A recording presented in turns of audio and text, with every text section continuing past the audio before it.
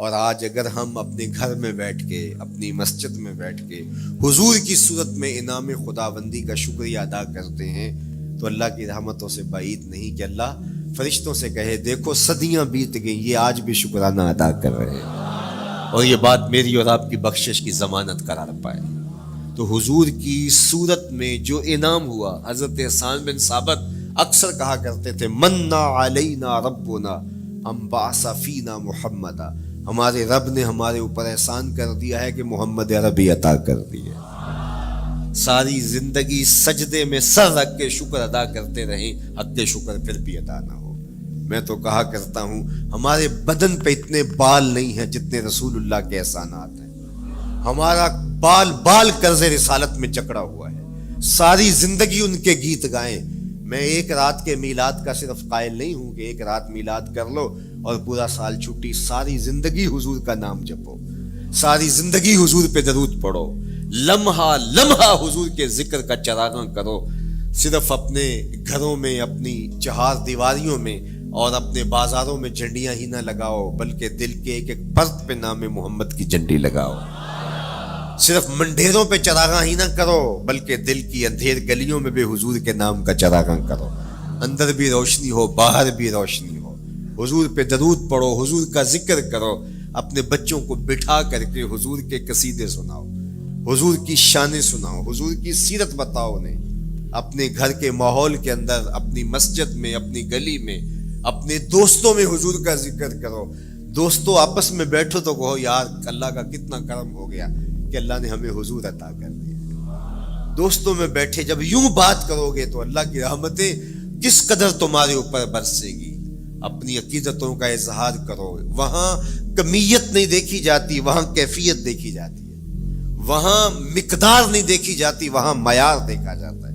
وہ چہرہ اور چہرے کا دل نہیں دیکھتے، وہ بندے کا دل دیکھتے ہیں، وہ دیکھتے ہیں کون کس خلوص کے ساتھ محبت لے کر کے آیا ہے۔ اور جس کی آنکھوں نے جمال محمد عربی دیکھا ہے وہ اپنے مقدر پہ ناز کیوں نہ کرے۔ تو کہا لوگو آؤ اس وقت روئے زمین پہ میرے علاوہ کوئی نہیں جس نے حضور کو دیکھا ہو، آؤ مجھ سے حضور کی باتیں سنو۔ لوگ جمع ہو گئے اور کہا صف لنا رسول اللہ، تم نے حضور کو دیکھا ہے تو بتاؤ حضور کیسے تھے۔ تو حضرت ابو طفیل نے 3 لفظوں میں میرے حضور کا حلیہ بیان کیا، یاد کر لو۔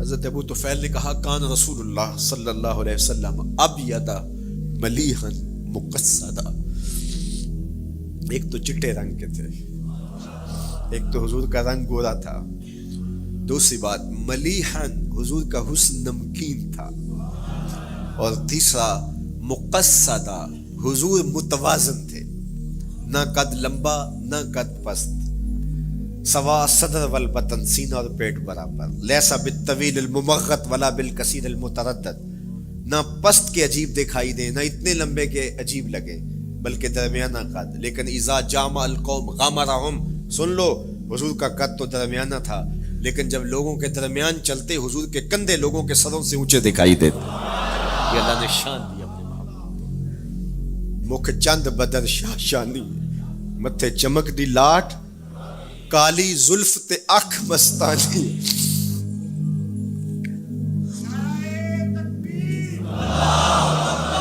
کالی زلف تے اکھ مستانی ہے، مخمور رکھی ہیں مد بھری۔ میں آپ کو مدینے کی گلی میں لے جانا چاہتا تھا کہ حضور علیہ السلام کی جب آمد ہوئی تو اہل مدینہ نے کس طرح جلوس نکالا، وہ عقیدتوں کے کیا رنگ تھے، لیکن وقت سمٹ گیا۔ لیکن اتنا سن لو کہ جب حضور تشریف لائے تو جنوبی سمت سے حضور آئے تھے۔ جب انہوں نے دیکھا نا تو اچانک وداع کے پہاڑوں کی اوٹ سے حضور دکھائی دیے، تو سیاہ پہاڑ ہیں، تو ان سے جب حضور کا چمکتا ہوا چہرہ دکھا نا تو بے ساختہ انہوں نے کہا طلع البدر علینا، وہ دیکھو چاند چڑھ گیا ہے، طلع البدر علینا، وہ دیکھو چاند چڑھ گیا۔ یہ شاعری خود بخود ہوتی ہے، خود بخود ترتیب، ایک ہوتی ہے آورد، ایک ہوتی ہے آمد، یہ آمد ہے۔ طلع البدر، وہ دیکھو چاند چڑھ گیا۔ من ثنیات الوداع وجب الشکر علینا، مورخ اسلام مفید جالندری نقشہ کھینچتے جنوبی سمت سے اٹھا ایک نوری غبار آخر، جنوبی سمت سے اٹھا ایک نوری غبار آخر، سواد شہر میں داخل ہوا ناکا سوار آخر، زباں پر اشرق البدر علینا کی صدائیں تھیں، دلوں میں ما دعا للہ دائی کی دعائیں تھیں، نبوت کی سواری جس طرف سے ہو کے جاتی تھی، درود و نعت کے نغمات کی آواز آتی تھی، کہیں معصوم ننھی بچیاں تھیں تف بجاتی تھی، رسول پاک کی جانب اشارے کر کے گاتی تھی، اور کہتی کیا تھی؟ ہم ہیں بچیاں نجار کے عالی گھرانے کی، خوشی ہے آمنہ کے لال کے تشریف لانا، خوشی ہے آمنہ کے لال کے، عجیب رنگ بکھرے ہوئے تھے۔ حضور نے جب بچیوں کو دیکھا تو فرمایا تم مجھ سے محبت کرتی ہو؟ انہوں نے کہا ہم دل و جان سے آپ سے پیار کرتی ہیں۔ تو حضور نے فرمایا واللہ انا احبکن، اللہ کی قسم میں بھی تم سے پیار کرتا ہوں، میں بھی تم سے پیار کرتا ہوں۔ لوگ گھروں کو سجائے بیٹھے، ہلم الینا یا رسول اللہ الی العدد والعدۃ والمنع، حضور آ جاؤ نا، آ جاؤ، ہمارے پاس اسلحے بھی ہیں، کسی نے حملہ کیا توڑ کے رکھ دیں گے، ہمارے بڑے بڑے گھر ہیں، مہمان آئے سنبھال لیں گے، رک جاؤ نا ہمارے گھر۔ اب اتنے چاہنے والے ہوں تو کس کو پذیرائی دیں؟ حضور اونٹنی کی مہار گردن پہ ڈالتے تو مت خلو سبیلہا ناقتی معمورۃ من اللہ، اس کی راہیں چھوڑ دو، یہ اللہ کے حکم کی پابند ہے۔ کہتے ہیں لوگوں نے اونٹنی کو چارہ دکھانا شروع کر دیا کہ چلو اونٹنی بیٹھ جائے، اللہ اکبر، پانی ہڑا نو لوڑ کی راہ براندی، پہنچے آپ دریار سرکار یارا۔ یار جب محبت پیدا ہوتی ہے یار منانے کے ڈھنگ بھی سیکھ لیے جاتے ہیں، محبت بتا دیتی ہے محبوب کو کیسے منانا ہے، لیکن حضور فرماتے خلو سبیلہا ناقتی معمور، راہیں چھوڑ دو، میری اونٹنی اللہ کے حکم کی پابند ہے، یہ سبز چاروں کے لالچ میں آنے والی نہیں ہے، چھوڑو چھوڑو اس کا راستہ۔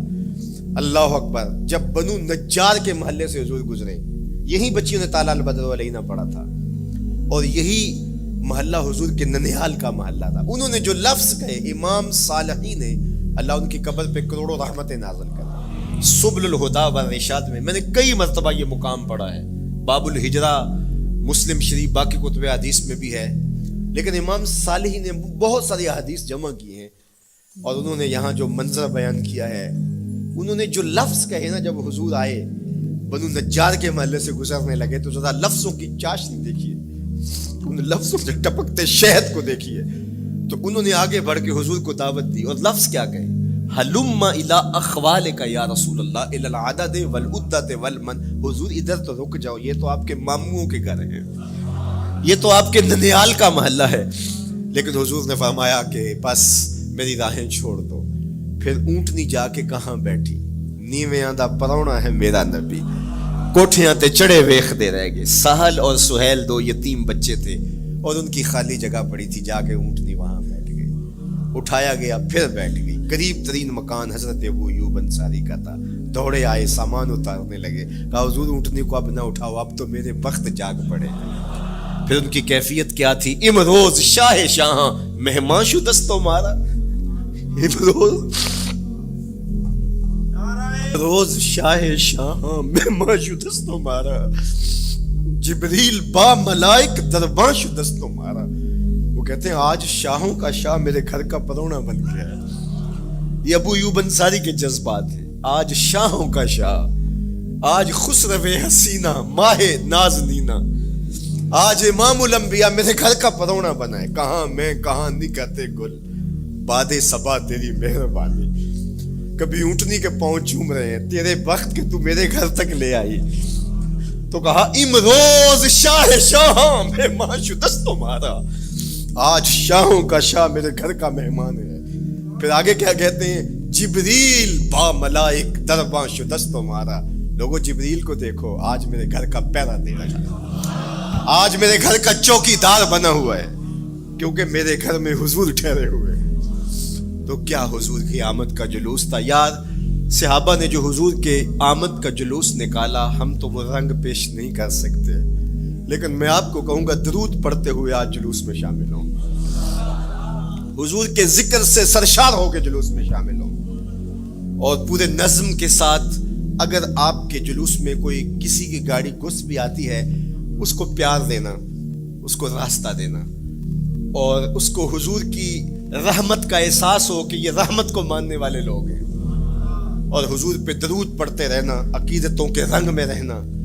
امید ہے کہ جس طرح حضور نے ان بچیوں سے کہا جو حضور کے جلوس میں شامل تھیں کہ کیا تم مجھ سے محبت کرتی ہو، تو انہوں نے کہا جی جی، ہم اسی لیے تو آپ کے قصیدے پڑھ رہی ہیں۔ تو حضور نے فرمایا واللہ میں بھی آپ سے محبت کرتا ہوں۔ تو ملنے پہ وہ خوش ہو جاتا ہے، اور اگر رحمت للعالمین مل جائے تو پھر اس کی خوشی کا عالم کیا ہو، پھر اس کی مسرت کی کیفیت کیا ہو۔ یہ بات ذہن میں رکھیے کہ حضور کی آمد پر مسرت کا اظہار کرنا، خوشی کا اظہار کرنا، اس میں تو کوئی اختلاف نہیں ہے۔ امت کا کوئی بھی طبقہ اس کا انکار نہیں کرتا کہ یہ خوشی کی بات نہیں ہے، خوشی کی بات ہے۔ ہر دور میں اور ہر علاقے کے اپنے اظہار کے سلیقے ہوتے ہیں اور طریقے ہوتے ہیں۔ اگر وہ شریعت کے مزاج سے متصادم نہ ہوں تو ان کو اختیار کرنے میں کوئی حرج نہیں ہے۔ پھر مرور زمانہ کے ساتھ بدلتے ہوئے تقاضے ہوتے ہیں۔ کسی زمانے میں تلواروں کے ساتھ، تیروں کے ساتھ لڑائی ہوتی تھی اور وہ جہاد اسلامی قرار پاتا تھا۔ آج کی لڑائی میزائلوں کے ساتھ اور ٹینکوں کے ساتھ ہے، اور یہ بھی جہاد اسلامی قرار پاتا ہے۔ کوئی کہے کہ تیر و تفنگ کو چھوڑ کے، نیزہ و بالا کو چھوڑ کے، شمشیروں کو چھوڑ کے یہ میزائلوں پہ آ جانا، یہ ٹینکوں پہ اور یہ جدید آلات حرب پہ آ جانا، یہ دانشمندی نہیں ہے، یہ سنت سے انحراف ہے۔ تو میاں تو سنت کے مفہوم کو نہیں سمجھا۔ اس دور میں آلات حرب وہ تھے، بدلتے تقاضوں کے ساتھ آلات حرب یہ ہوئے، تو وہ بھی عین جہاد اسلامی تھا، یہ بھی عین جہاد اسلامی ہوگا۔ اسی طرح خوشی کے مختلف طریقے ہیں۔ کسی زمانے میں بالکل پرانے لوگ جانتے ہیں، جب کسی کے ہاں خوشی آتی تو وہ گڑ کی روڑیاں بانٹتا، یہ پرانا طریقہ۔ پھر اس کے بعد پتاشے بانٹنا شروع ہو گئے لوگ، پھر اس کے بعد وہ شکر پارے آ گئے، اس کے بعد پھر لڈو آ گئے، پھر موتی چور، اور پھر نہ جانے کیا کیا۔ لیکن روح ایک ہی ہے۔ جو گڑ بانٹنے سے مسرت کا اظہار تھا، وہی آج جدید جو ہمارے پاس مٹھائی کی اقسام ہیں ان کو بانٹنے سے بھی وہی مقصود ہے۔ کسی زمانے میں کسی کے ہاں بیٹا ہوتا تو وہ گھر کے دروازے پہ پتے باندھ دیا کرتے تھے۔ یہ اس دور کی جھنڈیاں تھیں، اظہار کے لیے کس گھر میں خوشی آئی ہے۔ تو آج کے دور میں تو ہمیں پتے باندھے ہوئے نہیں ملتے۔ آج گھروں کے اندر ولادت مبارک کے یا مختلف طرح کے غبارے لگا دیے جاتے ہیں یا جھنڈیاں لگا دی جاتی ہیں۔ تو مختلف بدلتے ہوئے ادوار میں وہ طریقے ضرور بدلے، لیکن جہاں تک مسرت کا اظہار ہے وہ روح بعین ہی ہر دور میں، ہر علاقے میں، ہر جو ہے وہ کلچر میں موجود ہے۔ کسی بھی خوشی پہ مسرت کا اظہار، مسرت اور سرور اور کیفیت کا اظہار، یہ انسانی زندگی ہے۔ اسلام ہمیں مسرتوں کے اظہار اور شکرانے کی صورت کے بہت سارے طریقے دیے، اس میں سے روزہ رکھنا بھی ہے۔ ان طریقوں میں سے ایک طریقہ نوافل ادا کر کے شکر کا اظہار کرنا بھی ہے۔ خیرات بانٹ کے، لوگوں کو کھانا کھلا کے مسرت کا اظہار کرنا ہے، لوگوں کو لباس پہنا کے مسرت کا اظہار کرنا ہے۔ اور اسی طرح دعوت ہے، مختلف مواقع پہ مختلف چیزیں ہیں۔ پیر کے دن حضور علیہ السلام روزہ رکھتے تھے۔ پوچھا حضور آپ پیر کے دن روزہ کیوں رکھتے ہیں؟ قال فیہ ولدت، کہا اس دن میں پیدا ہوا تھا۔ تو اپنی ولادت کا حضور دن پیر روزہ رکھ کے اللہ کے شکرانے میں دن گزارتے تھے۔ وہ حضور علیہ السلام کی زندگی کا ایک ایک لمحہ رب کے تشکر میں بسر ہوتا ہے، لیکن حضور نے اس کی وجہ بیان کر دی کہ میں اس دن کا روزہ خاص طور پہ اس لیے رکھتا ہوں، فیہ ولدت، اس دن میری ولادت ہوئی تھی۔ اللہ اکبر۔ تو حضور کی ولادت اللہ کی بہت بڑی نعمت اور اس پر شکرانہ خود میرے حضور نے ادا کیا ہے۔ علماء نے لکھا ہے کہ حضور کی ولادت کی خوشی یہ اللہ کی رضا کا سبب اور ذریعہ ہے۔ آپ نے سنا علماء سے کہ دین کا سب سے بڑا دشمن جس کا نام لے کے مذمت کی گئی وہ ابو لہب ہے۔ پورے قرآن میں کسی اور کافر کا ابو جہل کا نام بھی نہیں، عتبہ عتیبہ اور امیہ کا نام بھی نہیں ہے، لیکن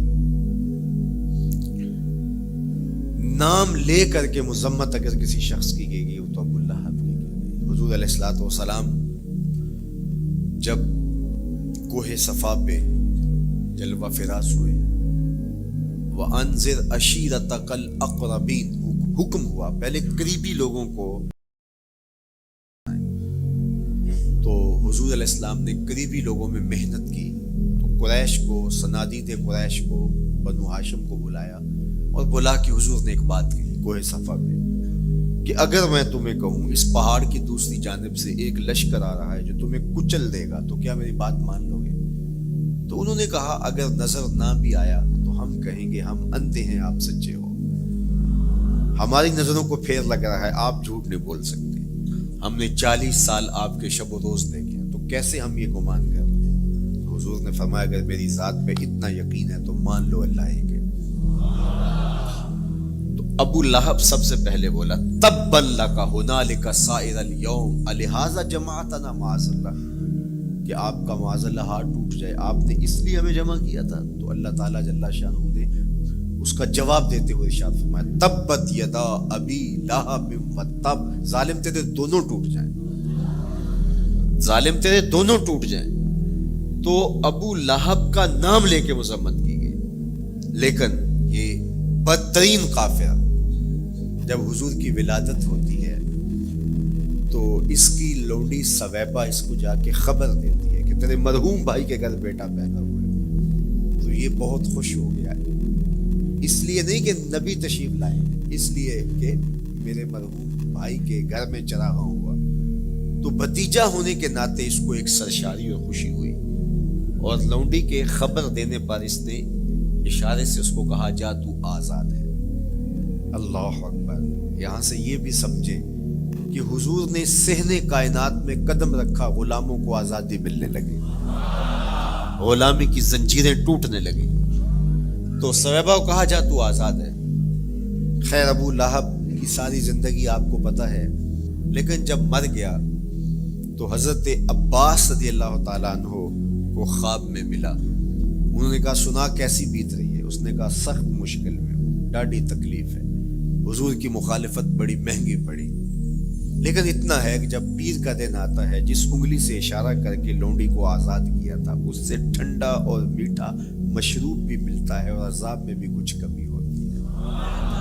شارع مسلم امام نووی کے استاد امام ابو شامہ جو بہت بڑا نام ہے حدیث میں، وہ فرماتے ہیں جب ایک کافر کو حضور کو نبی سمجھ کے نہیں بھتیجا سمجھ کے خوشی کرنے کا بھی صلہ ملتا ہے، تو ایک مومن جو حضور کا غلام ہے اور حضور کو امام اور مقتدا اور نبی رسول اور محبوب سمجھ کے خوشیاں کرتا ہے، اس کو اللہ کتنا کچھ عطا کرے گا۔ دوستاں کجا کنی محروم تو کے بعد دشمنا نظر داری، جب تو دشمنوں کو اتنا دیتا ہے تو دوستوں کو کتنا عطا کرے گا۔ تو حضور کی آمد پر مسرت کا اظہار، بشاشت کا اظہار یہ اہل ایمان کا طریقہ رہا ہے۔ ہاں جو اس کا انداز ہے، کسی کو نوافل میں زیادہ سرور ملتا ہے وہ نوافل کثرت سے پڑھ لے، کسی کو زیادہ سرور روزے میں آتا ہے تو وہ روزے رکھ کر کے اس شکرانے کو ادا کرے، کوئی ذکر کی مجلس سجا لے، مختلف طریقے موجود ہیں۔ حضور علیہ السلام تشریف لائے، صحابہ بیٹھے ہوئے تھے، صحیح مسلم میں روایت ہے، سنن نسائی میں ہے اور بھی کتب حدیث میں، محفل بپا تھی، تو حضور نے آ کہا ما اجلسکم، کیوں بیٹھے ہوئے ہو؟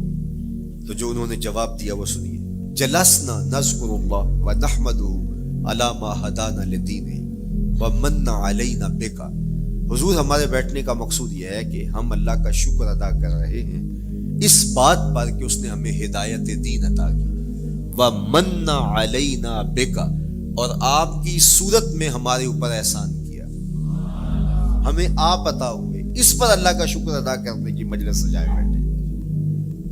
اب بات تو سادہ سی تھی، لیکن میرے حضور نے ان سے کہا کیا تم اس بات پہ قسم دے سکتے ہو کہ اسی لیے بیٹھے ہو؟ تو انہوں نے کہا جی ہم قسم دیتے ہیں، ہم اسی لیے بیٹھے ہیں۔ میں اٹھاؤ قسم۔ تو صحابہ نے باقاعدہ قسم دی، ہم قسم اٹھاتے ہیں، ہمارے بیٹھنے کا مقصد یہ ہے کہ اللہ کا شکر ادا کر رہے ہیں اور آپ کی صورت میں جو انعام خداوندی ملا ہے اس پر اللہ تعالیٰ کا شکریہ ادا کر رہے ہیں۔ حضور نے باقاعدہ ان سے قسم لی اور انہوں نے باقاعدہ قسم دی۔ اب صحابہ کو حیرت تو تھی کہ یہ موقع قسم کا تو نہیں تھا، لیکن حضور نے قسم لی ہے، کیوں؟ حیرت تو استجاب کی کیفیت تھی۔ حضور علیہ السلام نے فرمایا صحابہ میں تم سے جو ابھی قسم لی ہے یہ کسی تہمت کی بنیاد پر نہیں لی، یعنی تمہارے قول کی صداقت میں مجھے کوئی شک نہیں تھا کہ میں نے قسم سے تصدیق کی ہو، بلکہ اس کا سبب اور تھا۔ بعض اوقات قسم اس لیے کی جاتی ہے کہ کسی متردد ذہن کو مطمئن کرنا ہوتا ہے، اور بعض اوقات قسم واقعہ کی اہمیت کو بڑھانے کے لیے کی جاتی ہے۔ کوئی بندہ کہہ رہا ہے کہ جناب فلاں صاحب آ رہے ہیں ہمارے گھر میں، مہمان آ رہے ہیں، تو گھر کے اچھا کہتا ہاں قسم اللہ کی، تو اس کا یہ مطلب نہیں کہ اس کے شک ہوتا ہے، اس کی خوشی اور اس کی مسرت کے اظہار کو بڑھانے کے لیے وہ کہتا ہے کہ ہمارے گھر کے اندر آج فلاں آ رہا ہے، تو وہ کہتا اچھا کہتا ہاں ہاں قسم اللہ کی وہ آ رہا ہے۔ تو یہ متردد کا شک دور کرنے کے لیے قسم نہیں ہے، یہ بلکہ اس کی خوشی اور سرشاری کو پختہ کرنے کے لیے ہے۔ تو عربوں میں قسم مختلف وجہ سے کی جاتی تھی، تو حضور نے فرمایا یہ جو میں نے تم سے قسم لی ہے یہ کسی تہمت کی بنیاد پہ نہیں لی، بلکہ اس قسم کا سبب کیا ہے سنو۔ پھر حضور نے خود بتایا، فرمایا تم یہاں بیٹھے تھے، میں حجرے میں بیٹھا تھا، اتانی جبریل علیہ السلام، میرے پاس جبریل امین حاضر خدمت ہوئے، فاخبرنی ان اللہ یباہی بکم الملائکہ، تو مجھے انہوں نے خبر دی ہے، محبوب ذرا باہر تو نکل کے دیکھو، صحابہ تمہارے اس عمل پر اللہ فرشتوں میں ناز کر رہا ہے، اللہ فرشتوں میں فخر کر رہا ہے کہ دیکھو میں نے ان کو نعمت دی، کتنے قدردان نکلے، اس نعمت کا شکرانہ ادا کر رہے ہیں۔ اور آج اگر ہم اپنے گھر میں بیٹھ کے، اپنی مسجد میں بیٹھ کے حضور کی صورت میں انعام خداوندی کا شکریہ ادا کرتے ہیں تو اللہ کی رحمتوں سے بعید نہیں کہ اللہ فرشتوں سے کہے دیکھو صدیاں بیت گئیں، یہ آج بھی شکرانہ ادا کر رہے ہیں، اور یہ بات میری اور آپ کی بخشش کی ضمانت قرار پائے۔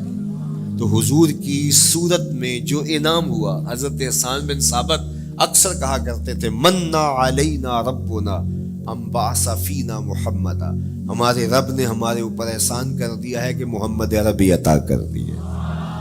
ساری زندگی سجدے میں سر رکھ کے شکر ادا کرتے رہیں، حق شکر پھر بھی ادا نہ ہو۔ میں تو کہا کرتا ہوں ہمارے بدن پہ اتنے بال نہیں ہیں جتنے رسول اللہ کے احسانات ہیں، ہمارا بال بال قرض رسالت میں جکڑا ہوا ہے، ساری زندگی ان کے گیت گائیں۔ میں ایک رات کے میلاد کا صرف قائل نہیں ہوں کہ ایک رات میلاد کر لو اور پورا سال چھٹی، ساری زندگی حضور کا نام جپو، ساری زندگی حضور پہ درود پڑھو، لمحہ لمحہ حضور کے ذکر کا چراغاں کرو، صرف اپنے گھروں میں، اپنی چہار دیواریوں میں اور اپنے بازاروں میں جھنڈیاں ہی نہ لگاؤ، بلکہ دل کے ایک ایک فرد پہ نام محمد کی جھنڈی لگاؤ۔ صرف منڈیروں پہ چراغاں ہی نہ کرو، بلکہ دل کی اندھیر گلیوں میں بھی حضور کے نام کا چراغاں کرو، اندر بھی روشنی ہو باہر بھی روشنی ہو، حضور پہ درود پڑھو، حضور کا ذکر کرو، اپنے بچوں کو بٹھا کر کے حضور کے قصیدے سناؤ، حضور کی شانیں سناؤ، حضور کی سیرت بتاؤ انہیں، اپنے گھر کے ماحول کے اندر، اپنی مسجد میں، اپنی گلی میں، اپنے دوستوں میں حضور کا ذکر کرو۔ دوستوں آپس میں بیٹھو تو کہو یار اللہ کا کتنا کرم ہو گیا کہ اللہ نے ہمیں حضور عطا کر دیا۔ دوستوں میں بیٹھے جب یوں بات کرو گے تو اللہ کی رحمتیں کس قدر تمہارے اوپر برسے گی۔ اپنی عقیدتوں کا اظہار کرو، وہاں کمیت نہیں دیکھی جاتی، وہاں کیفیت دیکھی جاتی ہے، وہاں مقدار نہیں دیکھی جاتی، وہاں معیار دیکھا جاتا ہے۔ وہ چہرہ اور چہرے کا تل نہیں دیکھتے، وہ بندے کا دل دیکھتے ہیں، وہ دیکھتے ہیں کون کس خلوص کے ساتھ محبت لے کر کے آیا ہے۔ شاہ ولی اللہ محدث دہلوی بہت بڑا نام ہے، تمام مکاتیب فکر کے نزدیک معتبر نام ہے۔ شاہ ولی اللہ محدث دہلوی فرماتے ہیں میرے والد شاہ عبد الرحیم محدث دہلوی ہر سال حضور کا میلاد کرتے تھے، اور اپنی استطاعت کے مطابق لوگوں میں آنے والوں میں کچھ کھانا بھی تقسیم کرتے ہیں۔ 1 سال حالات اتنے بدلے تھے کہ ان کو میسر نہ تھا کہ لوگوں کو بھرپور کھانا کھلا سکے، لیکن کہا چلو ناغہ نہ ہو، ایک تسلسل ہے جاری رہے، تو انہوں نے چنے بانٹ دیے بعد میں، لیکن دل میں تشویش تھی کہ اس مرتبہ من کی منشا پوری نہیں ہوئی، تو اسی حالت میں سو گئے، سوئے تو مقدر جاگا، حضور کا دیدار نصیب ہوا، اور جس نے حضور کو خواب میں دیکھا اس نے حضور کو ہی دیکھا۔ من رآنی فی المنام فقد رآنی، فرمایا جس نے مجھے خواب میں دیکھا اس نے مجھے ہی دیکھا۔ فإن الشیطان لا یتمثل بی، شیطان میری مثل ہو ہی نہیں سکتا، خواب میں آ کر بھی حضور کی مثل ہونے کا دعویٰ نہیں کر سکتا، جس نے مجھے دیکھا اس نے مجھے ہی دیکھا۔ اور دوسری بات، حضور جس کے خواب میں آئے قصد، ارادے اور مرضی سے آئے۔ تیسری بات، حضور علیہ الصلوۃ والسلام نے خواب میں کسی کو کچھ عطا کیا تو وہ حقیقت میں عطا کیا۔ ویسے میں خواب میں کسی سے کچھ لیتا ہوں، آپ خواب میں کسی سے کچھ لیتے ہیں یا کسی کو کچھ دیتے ہیں تو وہ محض خواب ہوتا ہے۔ آپ نے کسی سے قرض لینا ہو تو وہ خواب میں آ کے ادا کر دیں، تو صبح اٹھ کے کھاتے سے نام کاٹ دیں گے؟ آپ کہیں گے خواب میں ادا کیا، بھوک میں تڑپتے سو گئے، رات عالی نسب ہوٹل سے کھانا کھاتے رہے، صبح بھوک محسوس کریں گے یا نہیں؟ خواب میں کھایا ہے نا۔ وہ کیا کسی نے کہا 100 بار میرے ہاتھوں میں تیرا دامن آیا، جب آنکھ کھلی تو اپنا ہی گرے پان تھا۔ کچھ نہیں ہوتا، خواب محض خواب ہوتا ہے۔ لیکن اگر حضور کسی کو خواب میں کچھ عطا کرے، امام بوصیری سے پوچھو، رات چادر ملتی ہے، صبح اٹھتے ہیں کندھوں پہ موجود ہوتی ہے۔ حضور عطا کرتے ہیں تو حقیقت میں عطا کرتے ہیں۔ امام سخاوی نے القول البدیع میں لکھا ہے، ایک شخص حضور کے روضے پہ کھڑا ہے اور کیا کہتا ہے؟ آنا ضیف ہوگا، میں آپ کا مہمان ہوں اور آپ کے ہوتے ہوئے کسی اور در پہ تو نہیں جانا۔ آقا جی میں تیرا ہو کے خیر منگاں در درتا، مریل کتا کیوں اخواواں ایڈے بختاں ورتا۔ جب میں تیری چوکھٹ پہ ہوں تو کسی اور سے کیوں مانگوں؟ اور میرے امام بولے کون دیتا ہے دینے کو منہ چاہیے، دینے والا ہے سچا ہمارا۔ کوئی جھولی میں چند ٹکڑے ڈال بھی دے تو ساری زندگی جتلائے گا۔ اللہ اکبر۔ عارف عبد المتین نے تو قلم توڑ دیا نا۔ اور جتنے بھی سہارے ہیں سبک کرتے ہیں، عزت نفس بڑھاتا ہے سہارا تیرا، ہر آسرا کمزور کرتا ہے لیکن نبی کا آسرا سر بلند کرتا ہے۔ کسی چودھری کا، خان وڈیرے کا مانگت سر اٹھا کے چل سکتا ہے کہ میں فلاں کا مانگت ہوتا ہوں اور جس کو خیرات مدینے کی گلی سے ملی ہو؟ اسی لیے میرے امام نے مشورہ دیا، ٹھوکریں کھاتے پھرو گے ان کے در پہ پڑ رہو، قافلہ تو اے رضا اول گیا آخر گیا۔ وہ کھڑا ہی حضور کے روضے پہ کیا کہتا ہے؟ آنا ضیف ہوگا، میں آپ کا مہمان ہوں اور آپ کے ہوتے کسی اور در پہ جاؤں؟ اللہ اکبر۔ یہ کہتے کہتے آنکھ لگ گئی۔ حضور خواب میں تشریف لائے، دائیں ہاتھ میں روٹی تھی، عطا کرتے میں خوش لے لے۔ کہتا میں نے خواب میں کھانا شروع کر دی، ابھی آدھی روٹی کھائی تھی، پوری روٹی نہیں کھائی تھی، آدھی روٹی کھائی تھی کہ میری آنکھ کھل گئی۔ جب آنکھ کھلی تو دوسرا آدھا ٹکڑا میرے ہاتھ میں موجود تھا۔ وہ دیتے ہیں تو حقیقت میں دیتے ہیں۔